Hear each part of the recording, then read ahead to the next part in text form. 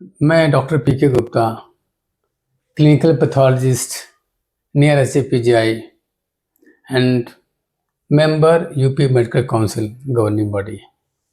आज मेरा विषय है खून और बोन मैरो से जुड़ी हुई बीमारियों पर चर्चा करने का, और हमारे साथ मौजूद हैं senior faculty SGPGI department of hematology professor Sanjeev Kumar. Doctor Sanjeev Kumar को मैं पिछले कई सालों से मैं जानता हूँ। He is completing 15 years from SGPGI और bone marrow transplant as well as department of clinical hematology के शुरुआती दौर से जुड़े हुए हैं। स्वागत है डॉक्टर संजीव कुमार, अपना परिचय हमारे दर्शकों। Good morning, hi, I am doctor Sanjeev, additional professor department of haematology SGPGI Lucknow. Doctor साहब, आज हमारा जो चर्चा का विषय है वह है कि बहुत कॉमन टॉपिक है, क्योंकि हर व्यक्ति इस प्रॉब्लम से कभी न कभी जूझता है। और हम लोग डेली देखते हैं कि व्यक्ति खून की जांच कराता है, उसके बाद उसी खून की जांच के दौरान कई बीमारियां डायग्नोज भी होती हैं, और डायग्नोज होने के बाद अल्टीमेटली वो क्लिनिकल हेमेटोलॉजिस्ट या फिजिशियन के पास जाता है। तो हम लोगों ने सोचा कि क्यों नहीं इस पर एक पॉडकास्ट किया जाए, और आपसे रिक्वेस्ट किया मैंने। Thank you for that. तो सर, मैं जानना चाहूँगा कि ये खून और बोन मैरो से जुड़ी जो बहुत कॉमन बीमारी है, जैसे यूजुअली एनीमिया है, और बाकी उससे थोड़ा एडवांस हम बढ़ते हैं तो ल्यूकीमिया है, थैलेसीमिया है, as well as multiple myeloma है। तो इस बारे में सर आपका क्या एक्सपोजर है इतने दिनों से, आपने जो पीजीआई में बेसिकली खून और बोन मैरो से संबंधित जो बीमारियां हैं उनको हम तीन तरह की बीमारियों में डिफरेंशिएट कर सकते हैं। पहली बीमारी जो है, जो हम कॉमनली न्यूट्रिशनल एनीमिया या किसी भी तरह का बोन मैरो फेलियर सिंड्रोम जिसको बोलते हैं, वो देखते हैं। इसके अलावा हीमोग्लोबिनोपैथी एक कॉमन ग्रुप ऑफ डिसऑर्डर्स है, जिसमें थैलेसीमिया, सिकल सेल डिजीज आदि बीमारियां हम देखते हैं। इसके अलावा ब्लीडिंग डिसऑर्डर्स या थ्रोम्बोटिक डिसऑर्डर्स हैं, जिसमें हीमोफीलिया या डीप वेन थ्रोम्बोसिस है। एक ब्रॉड कैटेगरी जो कि क्लिनिकल हेमेटोलॉजिस्ट मेनली देखते हैं, वो है खून से संबंधित कैंसर्स या गांठों के कैंसर, जिनको हम ल्यूकेमिया, लिम्फोमा, मल्टीपल माइलोमा बोलते हैं। तो ये मेन कैटेगरीज हैं जो कि एक क्लिनिकल हेमेटोलॉजिस्ट के द्वारा देखे जाते हैं। राइट। तो यूजुअली फिजिशियन पहले इसके केसेस को एड्रेस करते हैं अगर एनीमिया है तो। लेकिन एनीमिया भी कई प्रकार के होते हैं, जिससे मोस्ट कॉमन हम लोग जो देखते हैं वो आयरन डिफिशिएंसी एनीमिया है, as well as megaloblastic anaemia है, या फिर ब्लड लॉस है उसके वजह से एनीमिया हो रहा है, as well as chronic disease की वजह से एनीमिया हो रहा है। तो कभी कभी एनीमिया भी बहुत है तो बड़ा सिंपल टर्म, लेकिन कभी बहुत डिटेल वर्कअप करने की ज़रूरत होती है, क्योंकि एनीमिया का कॉज नहीं पता लगता है। उसमें कैसे आप लोग प्रोसीड करते हैं? बेसिकली एनीमिया, हर एनीमिया आयरन डेफिशिएंसी एनीमिया नहीं होता है या मेगालोब्लास्टिक एनीमिया नहीं होता है। ये दो कॉमनली एनीमिया है जो फिजिशियन के द्वारा या पीडियाट्रिशियन के द्वारा ठीक किए जा सकते हैं। बट कई बार एनीमिया न्यूट्रिशनल रिप्लेसमेंट करने के बावजूद ठीक नहीं हो रहा होता है। ऐसे सिचुएशन में इसके एक्सटेंसिव वर्कअप की ज़रूरत पड़ती है, और इस तरह के वर्कअप में other than nutritional workup, bone marrow का एग्जामिनेशन एक इम्पॉर्टेंट इन्वेस्टिगेशन होता है कि क्या जो पेरिफेरल ब्लड में जो हमें दिख रहा है, बोन मैरो में भी वही पिक्चर है या डिफरेंट पिक्चर है। तो कई बार इस तरह के रिफ्रैक्टरी एनीमिया के केसेस हमारे पास रेफर होकर आते हैं, और कई तरह की बीमारियां हैं जिनका इनिशियल प्रेजेंटेशन एनीमिया हो सकता है। इवन ब्लड कैंसर के मरीजों का प्रेजेंटेशन भी इनिशियल एनीमिया हो सकता है। एक एमडीएस का पेशेंट या एक माइलोप्रोलिफरेटिव डिजीज का पेशेंट भी इनिशियली सिर्फ एनीमिया से प्रेजेंट कर सकता है। तो अगर एनीमिया प्रॉपर न्यूट्रिशनल रिप्लेसमेंट के बाद अगर नहीं इम्प्रूव हो रहा है तो डेफिनेटली क्लिनिकल हेमेटोलॉजिस्ट से ओपिनियन लेना चाहिए। राइट। तो एनीमिया एक तरीके का सिम्टम भी हो सकता है किसी गंभीर बीमारी का। उसमें ल्यूकेमिया, मल्टीपल माइलोमा या थैलेसीमिया हो सकता है। बिल्कुल बिल्कुल। तो यानी कि अगर रिस्पॉन्ड ना करे सामान्य चीज़ों से, तो फिर आप क्लिनिकल हेमेटोलॉजिस्ट से संपर्क करें। डेफिनेटली। इसी क्रम में सर आपसे पूछना है कि जैसे यूजुअली हम लोग देखते हैं कि जो जांचें होती हैं कंप्लीट ब्लड काउंट, इससे काफ़ी कुछ जानकारी मिल जाती है। तो कंप्लीट ब्लड काउंट के साथ एक जनरल ब्लड पिक्चर्स बहुत इंपॉर्टेंट इन्वेस्टिगेशन है। यूजुअली आजकल ओमिट किया जाता है क्योंकि वो जब सेल काउंटर से हम लोग कराते हैं या जब पेशेंट लेके आते हैं रिपोर्ट, उसमें जीवीपी की फाइंडिंग कम होती है। तो आप लोग इनकरेज करते हैं इस चीज़ को? General blood pictures complete blood count का सबसे इम्पॉर्टेंट टेस्ट है और इसको डेफिनेटली इंक्लूड करना चाहिए। नॉर्मली जब हम काउंटर से ब्लड टेस्टिंग करते हैं तो हमें कुछ फ्लैग साइंस आते हैं। हर स्लाइड्स हर सैंपल के लिए पेरिफेरल ब्लड स्मीयर बनाना पॉसिबल नहीं है, लेकिन जहाँ पे भी फ्लैग्स आ रहे हैं डेफिनेटली उन सैंपल्स का जनरल ब्लड पिक्चर बनाना चाहिए। जनरल ब्लड पिक्चर सबसे ज़्यादा इंफॉर्मेशन देने वाला टेस्ट है कंप्लीट ब्लड काउंट में, एंड कई बीमारियां हम उससे ही प्रेडिक्ट कर सकते हैं।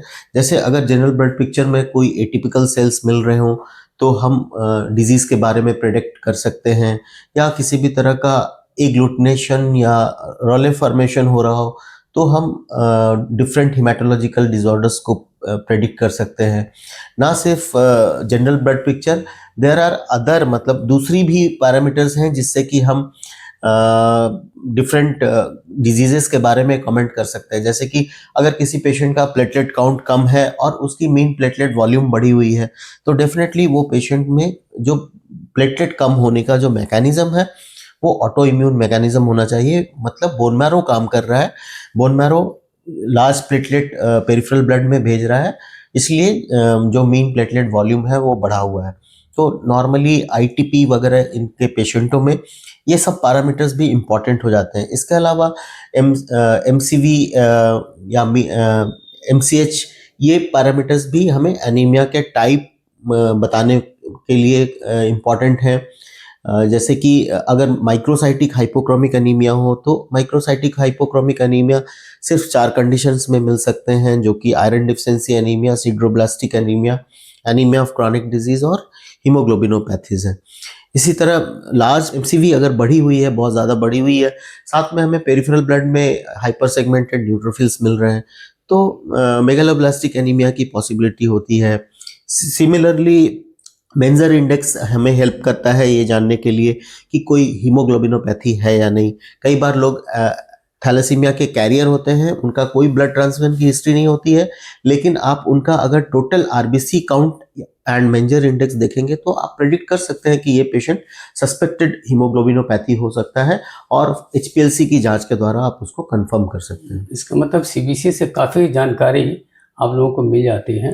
मेंजर इंडेक्स के बारे में आपने बताया, ये थैलेसीमिया एक स्क्रीन कह सकते हैं इसको, या थैलेसीमिया कैरियर का एक संभावना हम बता सकते हैं। यस, लेस देन 13 या मोर देन 13 का एक क्राइटेरिया है।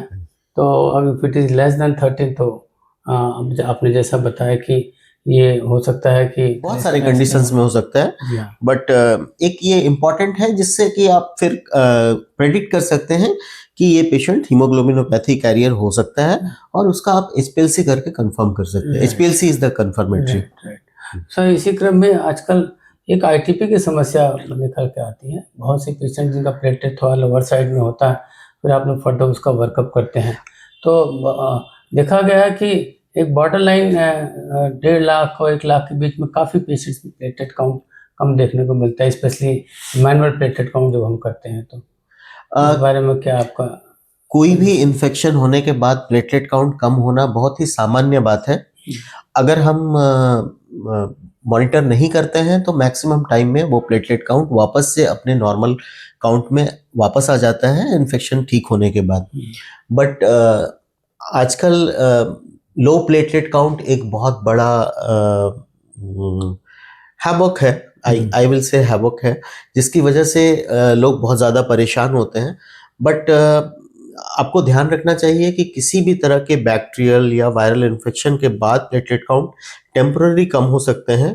99% लोगों में वो वापस से नॉर्मल हो जाते हैं। सिर्फ 1% लोग ही ऐसे होते हैं जिनमें वो लंबे समय के लिए कम रह सकता है, एंड यूजुअली ऐसा प्लेटलेट के अगेंस्ट में एंटीबॉडी बनने की वजह से होता है, जिस चीज़ को हम आईटीपी बोलते हैं।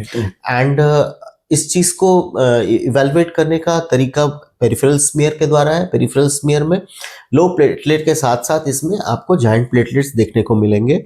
और confirmatory test bone marrow examination है, जिसमें आपको मेगाकैरियोसाइटिक हाइपरप्लेसिया दिखेगी। उसमें मेगाकैरियोसाइट जो मदर सेल्स होते हैं प्लेटलेट के लिए, उनका नंबर इंक्रीज होगा। तो जो दो पेरिफेरल ब्लड में प्लेटलेट काउंट कम है, पर बोन मैरो में मेगाकैरियोसाइट्स के नंबर इंक्रीज होंगे। तो ये इसकी डायग्नोस्टिक टेस्ट है। राइट, तो इसका मतलब आईटीपी की डायग्नोसिस यानी कि इडियोपैथिक थ्रोम्बोसाइटोपेनिक परफ्यूरा की डायग्नोसिस बोन मैरो के बाद ही कंफर्म होती है। उसके बाद से इसकी टर्मिनोलॉजी चेंज हो गई है। इसको अब हम इम्यून थ्रोम्बोसाइटोपेनिक परफ्यूरा बोलते हैं, रादर देन इडियोपैथिक थ्रोम्बोसाइटोपेनिक परफ्यूरा। ये पुराना टर्म है। Okay, thank you sir. इसी क्रम में बच्चों में देखा गया है कि फीवर की हिस्ट्री है और कमजोरी उसको दिखती है। कभी कभी ऐसा हुआ कि कहीं बार बार संक्रमण हो रहा है, उसका ब्लड टेस्ट कराया गया तो देखा कि काउंट्स बढ़े हुए हैं, उसका प्लेटलेट लो है। फिर फर्दर एग्जामिन किया गया तो गंभीर प्रकृति देखने को मिली। तो सर एक्यूट ल्यूकीमिया स्पेशली बच्चों में जो होता है सर, इसकी प्रोग्नोसिस क्या है, उसको कैसे आप लोग प्रोसीड करते हैं? बच्चों में एक्यूट लिम्फोब्लास्टिक ल्यूकेमिया सबसे कॉमन मैलिग्नेंसी है। और नॉर्मली बच्चे हाई टीएलसी, लो हीमोग्लोबिन और and platelet count, continuous fever, या फिर एग्जामिनेशन में उनके लिम्फ नोड बढ़े हुए होते हैं या लीवर स्प्लिन बड़ी होती है, ये उनका कॉमन प्रेजेंटेशन है। नॉर्मली इसको कंफर्म करने के लिए अगर आपके पास पेरिफेरल ब्लड में टीएलसी काउंट बहुत हाई है, तो आप डायरेक्टली पेरिफेरल ब्लड से फ्लो साइटोमेट्री की जांच के द्वारा ये कंफर्मेशन कर सकते हैं। और अगर पेरिफेरल ब्लड में टीएलसी बहुत हाई नहीं है, पेरिफेरल ब्लड में ब्लास्ट नहीं दिख रहे हैं, कैंसर सेल्स नहीं दिख रहे हैं, तो इसको हम ए ल्यूकेमिक ल्यूकेमिया का प्रेजेंटेशन बोलते हैं। ऐसी सिचुएशन में बोन मैरो की जांच कंफर्मेटरी होती है एंड बोन मैरो एस्पिरेट से जो सैंपल निकलता है उसको हम अगर फ्लो साइटोमेट्री के द्वारा हम टाइप ऑफ ल्यूकेमिया को कंफर्म कर सकते हैं। नॉर्मली ये acute lymphoblastic leukaemia, acute myeloid leukaemia या अनडिफरेंशिएटेड ल्यूकेमिया हो सकता है। सर इसकी प्रोग्नोसिस क्या है बच्चों में? बच्चों में एएलएल सबसे कॉमन बीमारी है और इसकी प्रोग्नोसिस अच्छी है। लगभग 80% बच्चे एक्यूट लिम्फोब्लास्टिक ल्यूकेमिया में ठीक हो जाते हैं। वेस्टर्न कंट्रीज में ये डाटा 90% से अबव है। बट जो सपोर्टिव मेजर्स हैं वो हमारे पास थोड़े कम अवेलेबल हैं। इंफ्रास्ट्रक्चर वाइज थोड़ा सा कम सेंटर्स पे इनका ट्रीटमेंट होता है। तो वो रीज़न है जिसकी वजह से इंडिया में अभी आउटकम 70-80% के आसपास है, बट वेस्टर्न कंट्रीज में अब ये मोर देन 90% है। राइट, इसमें कीमोथेरेपी का रोल सबसे ज़्यादा है। बच्चों के ल्यूकेमिया यानी acute lymphoblastic, paediatric acute lymphoblastic leukaemia में मेनली कीमोथेरेपी का ही रोल है। ट्रांसप्लांट की रिक्वायरमेंट सिर्फ कुछ particular high risk acute lymphoblastic leukaemia है, उनमें ही बोन मैरो ट्रांसप्लांट की जरूरत पड़ती है।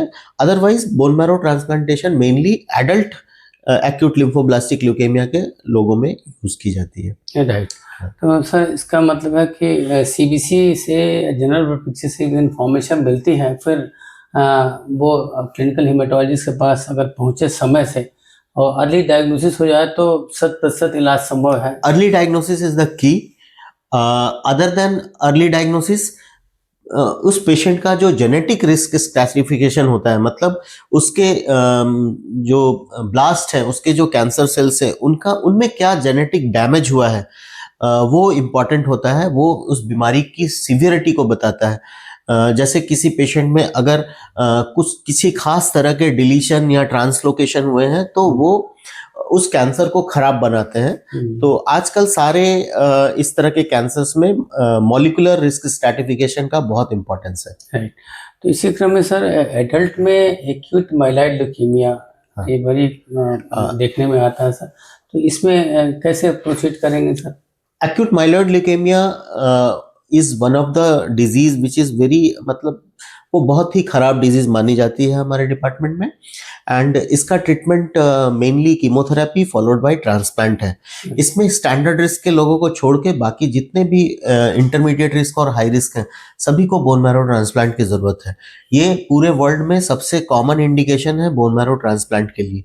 तो अनलाइक ALL जिसमें कि ट्रांसप्लांट की रिक्वायरमेंट कम है, AML में मैक्सिमम पेशेंटों को बोन मैरो ट्रांसप्लांट की जरूरत होती है, अदरवाइज बीमारी वापस आने का खतरा रहता है। सर, बोन मैरो ट्रांसप्लांट में और कौन कौन सी मैलिग्नेंसीज हैं जिसमें बोन मैरो ट्रांसप्लांट की जरूरत होती है? बेसिकली बोन मैरो ट्रांसप्लांटेशन दो तरह के होते हैं, autologous transplant and allogeneic transplant. Autologous transplant में हम मरीज का खुद का स्टेम सेल्स यूज करते हैं। नॉर्मली ये मल्टीपल माइलोमा या लिम्फोमा के रिलैप्स में यूज की जाती है। एलोजेनिक बोन मैरो ट्रांसप्लांटेशन भी दो तरह के होते हैं। एक पेशेंट के जो मैच सिबलिंग डोनर होते हैं उनसे ये स्टेम सेल्स लिए जाते हैं, या जो 100% मैच नहीं होते हैं उनसे हम हैप्लो आइडेंटिकल ट्रांसप्लांट करते हैं। तो एलोजेनिक ट्रांसप्लांट दो तरह के इंडिकेशन में यूज किए जाते हैं, आइदर बिनाइन डिजीजेस जैसे थैलेसीमिया या एप्लास्टिक एनीमिया, या फिर malignant diseases like ALL, AML, या और भी जो प्राइमरी इम्यूनोडिफिशियंसी डिसऑर्डर्स होते हैं उनमें हम एलोजेनिक बोन मैरो ट्रांसप्लांटेशन करते हैं। सर, इसका मतलब बोन मैरो ट्रांसप्लांटेशन वर्ड जब आता है तो लोग डर जाते हैं, लगता है कोई सर्जिकल प्रोसीजर है बहुत बड़ा। तो सर, इसके छोटा सा आम लोगों के एक भ्रम को दूर करने के लिए बोन मैरो, जहाँ तक मेरी जानकारी है कि ये बहुत बड़ा मेजर सर्जिकल प्रोसीजर नहीं होता है, थोड़ा सा बताएं। ये एक बहुत बड़ा मिथ है कि बोन मैरो ट्रांसप्लांटेशन एक सर्जिकल प्रोसीड्योर है। ये बिल्कुल भी इसमें किसी भी तरह की सर्जरी नहीं होती है। बेसिकली हम इस बीमारी में हम पेशेंट के जो डोनर होते हैं उनसे स्टेम सेल्स हार्वेस्ट करते हैं। ये हार्वेस्टिंग जस्ट जैसे कि पेशेंट डोनर से हम प्लेटलेट निकालते हैं, उसी तरह से हम डिफरेंट किट के थ्रू हम स्टेम सेल्स निकाल सकते हैं। स्टेम सेल्स निकालने से पहले डोनर को कुछ इंजेक्शंस दिए जाते हैं, जिसकी वजह से उनके बोन मैरो से स्टेम सेल्स निकलकर पेरिफेरल ब्लड में आ जाते हैं, जिसे हम हार्वेस्ट कर लेते हैं। मरीज को तेजी की कीमोथेरेपी दी जाती है, जिससे उसका पुराना बोन मैरो पूरी तरह से खत्म हो जाता है, और ये स्टेम सेल्स जो हमने डोनर से हार्वेस्ट किए हैं वो हम वापस पेशेंट में री इन्फ्यूज कर देते हैं। ये एक तरह से बीज का काम करते हैं, और अगले 10 से 15 दिनों में वो वापस से पेशेंट में WBC RBC प्लेटलेट बनाना शुरू कर देते हैं। तो ये एक तरह का प्रोसीड्योर है जिसमें कि पेशेंट की TLC बिल्कुल जीरो हो जाती है, और उसको एक न्यूट्रोपेनिक माहौल में रहना पड़ता है, जिसके लिए उसको एक HEPA फिल्टर्ड रूम की जरूरत होती है, रेगुलर ब्लड ट्रांसफ्यूजन की जरूरत होती है, इन्फेक्शन का बहुत ज्यादा रिस्क होता है, इसलिए ये प्रोसीड्योर को रिस्की माना जाता है। लेकिन इसमें किसी भी तरह की सर्जरी नहीं इन्वॉल्व है। Right. Sir, bone marrow transplant के बाद देखा गया है कि फॉलोअप में पेशेंट जब आते हैं तो वो कैसे पता करते हैं आप लोग कि नॉर्मली बीमारी बची है या समाप्त हो चुकी है, जो कि minimal residual disease MRD basically for leukaemia follow up minimal residual disease जो है वो बहुत इम्पॉर्टेंट टेस्ट है। नॉर्मली हम जब भी फॉलोअप में पेशेंट आते हैं तो आइदर आप बोन मैरो एग्जामिनेशन के थ्रू आप रिमिशन स्टेटस देख सकते हैं, या बेहतर तरीके से MRD के थ्रू देख सकते हैं। हमारी आंखों की लिमिटेशन होती है कि हम 200 सेल्स में मैक्सिमम बता सकते हैं कि किसी भी तरह का कैंसर सेल्स है या नहीं। MRD वो टेक्निक है जो कि फ्लो साइटोमेट्री बेस्ड है, उससे हम बता सकते हैं कि इवन 1 मिलियन सेल्स में एक कैंसर सेल्स बचा है या नहीं। तो ये एक बहुत ही क्लिनिकली यूजफुल मेथड है बीमारी रिलैप्स हो रही है कि नहीं ये देखने के लिए, और पोस्ट ट्रांसप्लांट मॉनिटरिंग के लिए भी ये बहुत इंपॉर्टेंट टेस्ट है। ये सिमिलर काम हम लिम्फोमा में PET-CT के थ्रू करते हैं। जब हम पूरा ट्रीटमेंट कंप्लीट कर लेते हैं तो अगर पेशेंट पेट नेगेटिव हो जाए मीन्स बीमारी पूरी तरह से चली गई है, या अगर पेट पॉजिटिव है तो उसको हम फर्दर आगे ट्रीटमेंट करने की कोशिश करके पेट नेगेटिव करने की कोशिश करते हैं। राइट।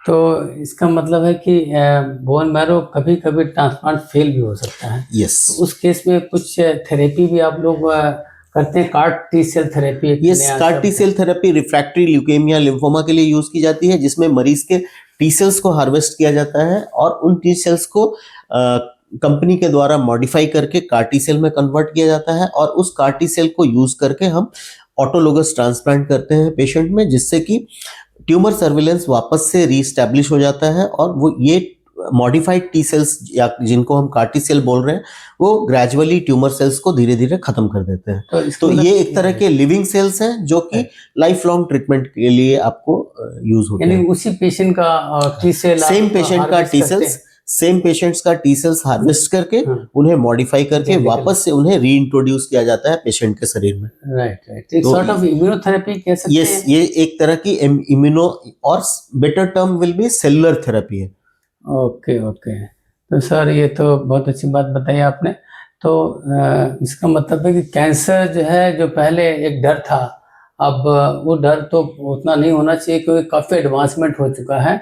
और साथ में एक ल्यूकीमिया की और बात करूँगा, क्रॉनिक माइलॉइड ल्यूकीमिया, जिसको Yes. आप तो डिजीज कहने लगे हैं। बिल्कुल, क्रॉनिक माइलॉइड ल्यूकेमिया के मरीजों की जो आयु होती है, प्रोग्नोसिस होती है, वो एक नॉर्मल पर्सन की तरह होती है। It's just like diabetes, hypertension, ऐसी भी क्रॉनिक बीमारियां जो कभी ठीक नहीं होती हैं, लेकिन दवाई खा के आप उसको पूरी तरह से कंट्रोल, एक नॉर्मल लाइफ जी सकते हो। तो मेडिकल साइंस ने इस तरह की दवाइयां डेवलप की हैं जिसकी वजह से कुछ बीमारियां जो पूरी तरह से कंप्लीटली फैटल थी 20 साल 25 साल पहले, जैसे chronic myeloid leukemia, acute promyelocytic leukemia, इन सब बीमारियों में अभी जो रेस्पॉन्स रेट है वो मोर देन 90% है। तो सर कुछ फॉलोअप में पेशेंट देखे जाते हैं CLL के, तो काफी लंबा उनका मतलब देखा जाता है कि they are normal healthy and CLL एक क्रोनिक डिजीज है। इट्स मतलब इसमें बहुत एग्रेसिव ट्रीटमेंट की भी जरूरत नहीं पड़ती है। इवन पेशेंट की TLC बहुत हाई हो, 2 लाख 2.5 लाख हो, लेकिन अगर हीमोग्लोबिन और प्लेटलेट वो मेंटेन कर रहे हैं तो वो लिमिटेड स्टेज डिजीज होते हैं, उन्हें ट्रीटमेंट करने की कोई जरूरत नहीं होती है। ट्रीटमेंट तभी स्टार्ट करना चाहिए जब पेशेंट की हीमोग्लोबिन या प्लेटलेट कम होने लगे, या पेशेंट को किसी भी तरह से B सिम्टम्स हो, तो ही उसका ट्रीटमेंट करना चाहिए। अर्ली ट्रीटमेंट का कोई एडवांटेज नहीं है। और क्रॉनिक लिम्फोब्लास्टिक ल्यूकेमिया के जो पेशेंट होते हैं वो ट्रीटमेंट को बहुत अच्छा रिस्पॉन्ड करते हैं एंड यूजुअली उनका डिजीज कोर्स भी बहुत इंडोलेंट होता है, बहुत इसका मतलब है कि ल्यूकेमिया शब्द तो बड़ा डेंजरस लगता है, लेकिन देखा जाए तो CML and chronic lymphoid leukaemia, उनका नाम ही क्रॉनिक है, means they are not very severe one. तो एडवांसमेंट काफी हो चुका है। आपका कॉन्फिडेंस आप लोगों का काफी हाई रहता है, पेशेंट को आप लोग कॉन्फिडेंस भी देते हैं कि नहीं, you will be normal, survival आपका होगा। तो थैंक यू सर, बहुत अच्छी बात आपने बताई। और आप तो लगातार इन्वॉल्व रहते हैं क्लिनिकल हेमेटोलॉजी की सेवा में लोगों के, और मैं चाहूँगा कि आपसे फिर बात करेंगे आगे। Thank you very much for धन्यवाद लिसनिंग दिस पॉडकास्ट।